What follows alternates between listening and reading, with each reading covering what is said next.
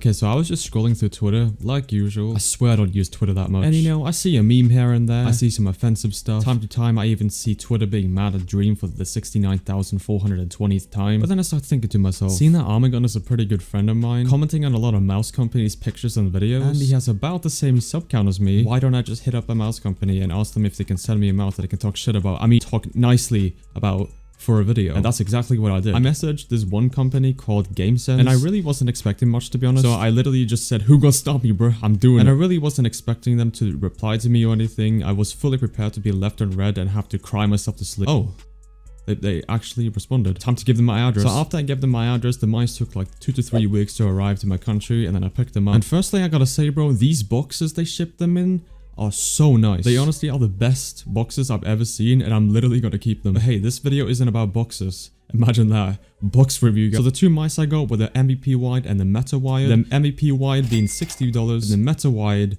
being $45. GameSense specifically said the mice are very good for drag clicking in Minecraft, and from that I was thinking, since these mice are apparently good for drag clicking, how about I test how much CPS I can physically get on these mice and see which one is the better option. So after we're done rating the mice and everything, I'm gonna give them both a rating of 10 and tell you lot which one to buy if you're interested in these. So you're probably thinking, wait, they look the exact same. What do you mean you got two mice to review? No. Listen here. They are different. They just look awfully similar. And trust me, there's a big difference. So one thing I noticed with the meta wide mouse was that the clicks were kind of heavy. I don't know if this is due to the material they used for the mouse, because they felt really stiff, or if it's due to the pre-travel I get with this exact copy. But I don't know if that will happen to any other future buys of this mouse. As well as the shape of the both mice are different. In terms of length, the meta wide is 2.1 inches in width, and the MVP wide is 2.2 inches in width. And let me tell you, that is not the size of my peanut. I mean, that is definitely noticeable, and I can say that the MVP wide is more comfortable to hold. One thing I personally don't like about both the mice, if I'm being honest, is definitely the side buttons. They are massive. I'm not talking about the like button massive, I'm talking about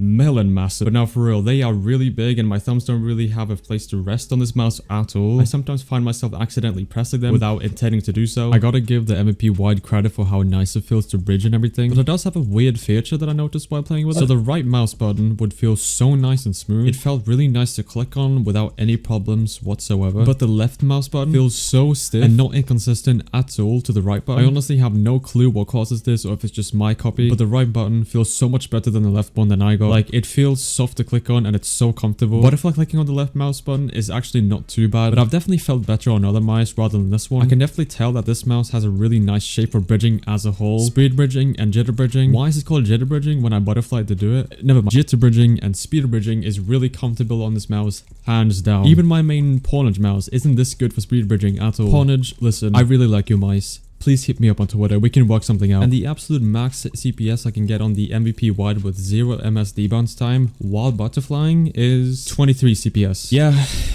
which is kind of disappointing. Drag clicking on this mouse though is actually not too bad, but it isn't as good as I expected, if I'm being honest. I really wasn't surprised with the amount of CPS I got on the mouse. Maybe I'm just bad at drag clicking, I don't know, but I didn't get much CPS or see anything huge with this mouse at all. Again, maybe I'm just bad at it, I don't know. The meta wide, I was not too impressed by it, but however, the clicks are so stiff and they don't feel as good. But I can say though, the meta wide, I see something as being a better shaped mouse. I mean, it does make sense as to why the mouse is cheaper. It definitely doesn't feel as good as the MVP wide one, but for some reason, my instant thought of this mouse was, it kind of felt similar to the G Pro Hero wire, because after a while of using it, for some reason, it just felt softer to click on. I might be tripping and be delusional. I have no fucking idea. Side buttons on the meta wide are actually smaller than the MVP wide. I actually compared how big they were to the MVP wide one. Well, I found out that the MVP wide mouse side buttons were 7mm in width, and the meta wide were 5mm in width. So the absolute max CPS I got on the meta wide mouse while butterfly clicking was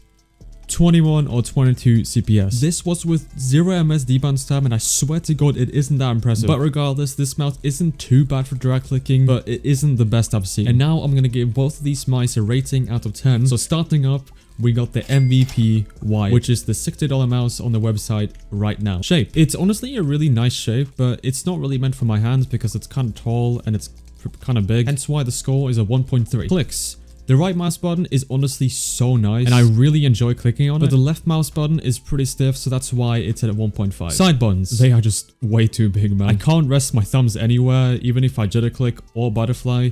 hence why it is a 0.8 out of 2. Butterfly clicking. It isn't too bad for butterfly clicking, but I've definitely seen a lot better options out there, so I don't recommend it. 1 out of 2. Jitter clicking. This is a really nice mouse to jitter click on, and despite my thumb not having a good place to rest, it's pretty good. 1.8 out of 2. So in total, the MEP wide gets a score of 6.6 out of 10.